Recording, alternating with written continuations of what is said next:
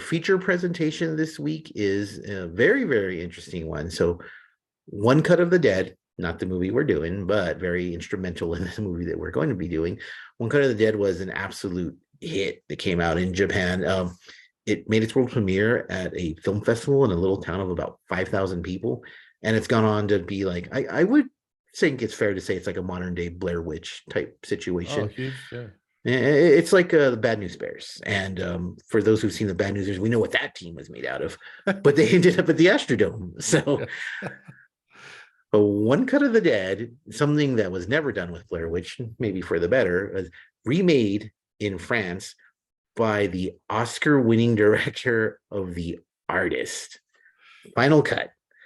This is going to be a hard movie to talk about because we really can't get too much into it without spoiling it. And I will say this, if you've never seen One Cut of the Dead, or if you've never seen Final Cut, at least watch the first half an hour just to get a taste of it.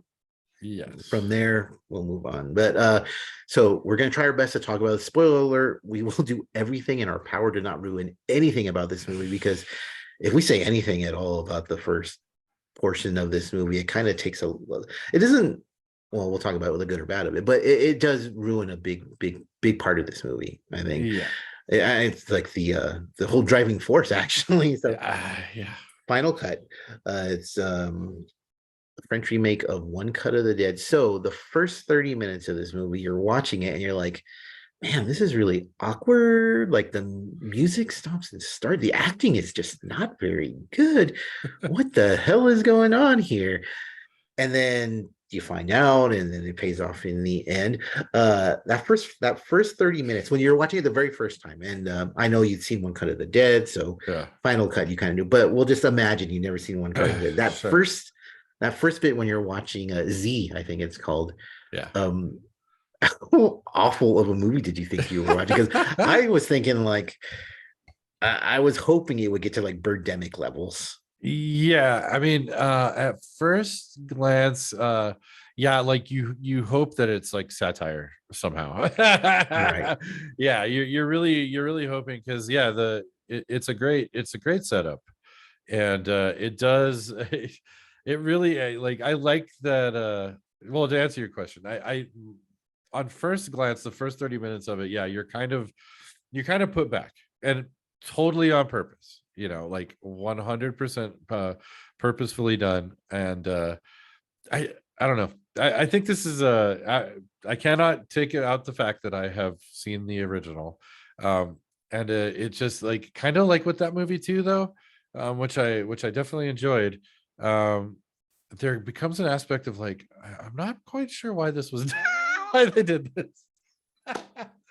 Interesting, because so Final Cut, it's a zombie movie that becomes a family movie. And there's all kinds. There's zombie comedies, and there's rom-coms, and there's obviously the horror aspect of them. Yeah. There's satires, all kinds of things. That this one kind of moves away from the zombie aspect, and it starts focusing on family. I think that's a very sharp transition, but I think they did a really good job. Like I cared about this family. You did. See, I didn't care about him too much. Really? Maybe. Yeah. Here's the thing. I just yeah, it's interesting.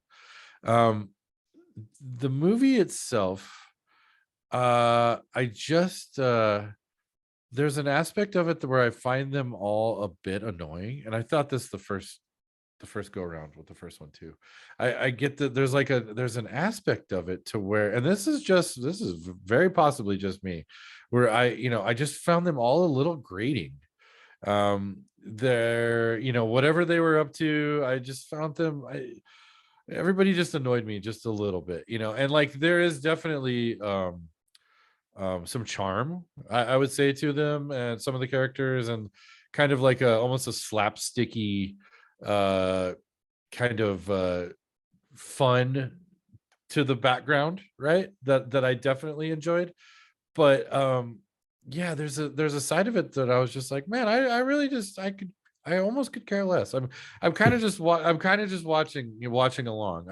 But I wasn't invested. But maybe that's just me, man.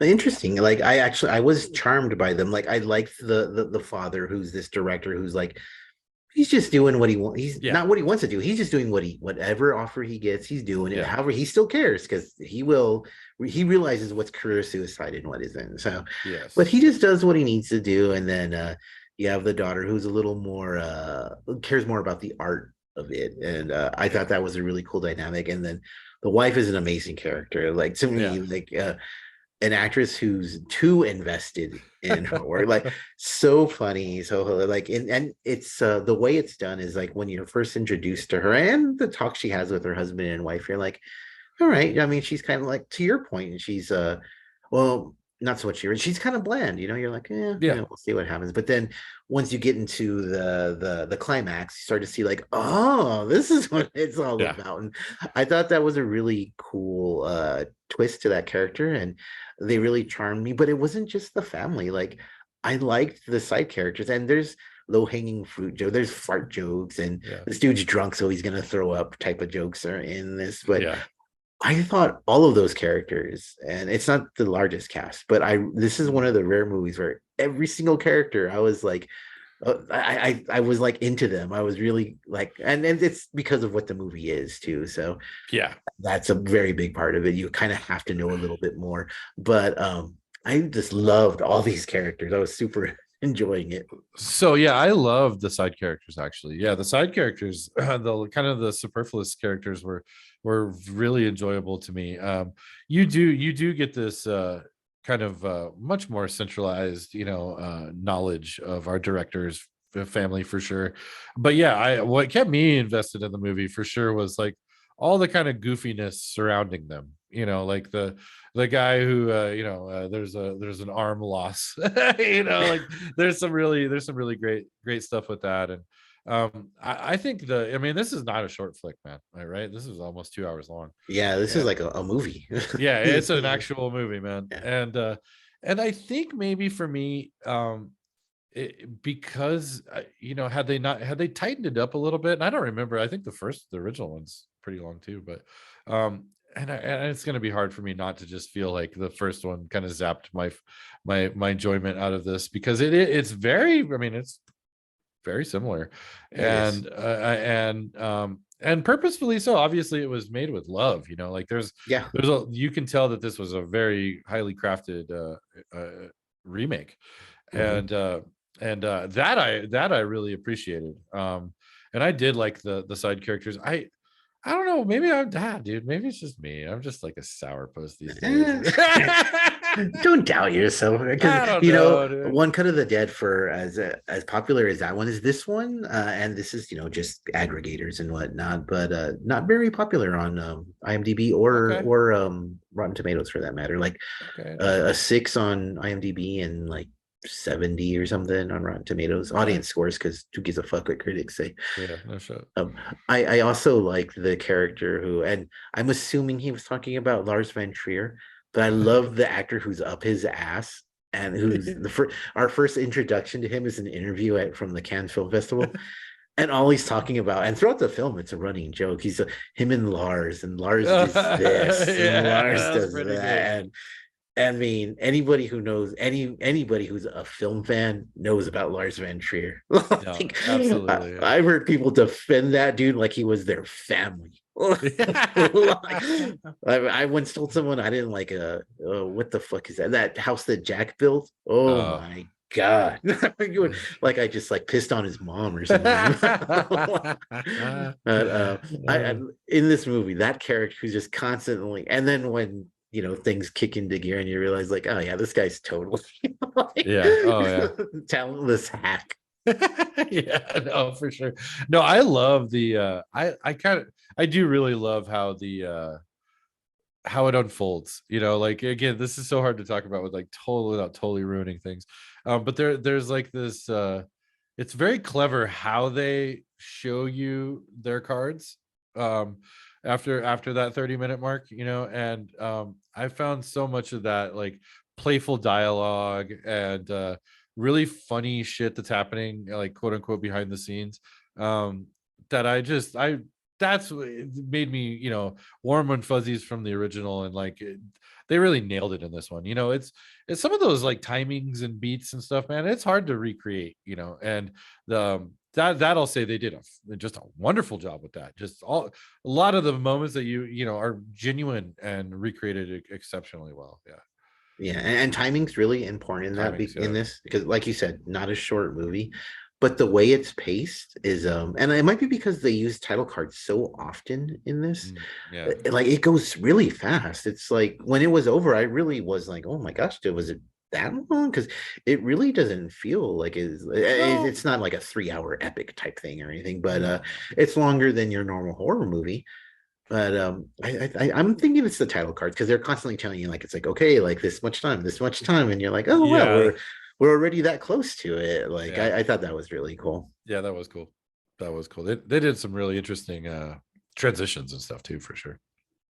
Oh, absolutely. And my favorite part of this movie is um your the whole father daughter thing, and it's a typical plot. Father feels like the daughter's going or hasn't spent as much time, or they used to have something and they don't. I think it builds very organically, and then you get a very cheesy ending, but it Yeah. makes complete sense in the story that's being told, and it's very, to me, it was very much a goosebumps moment. Oh, I love all the negativity I've been speaking. I love the ending of this movie.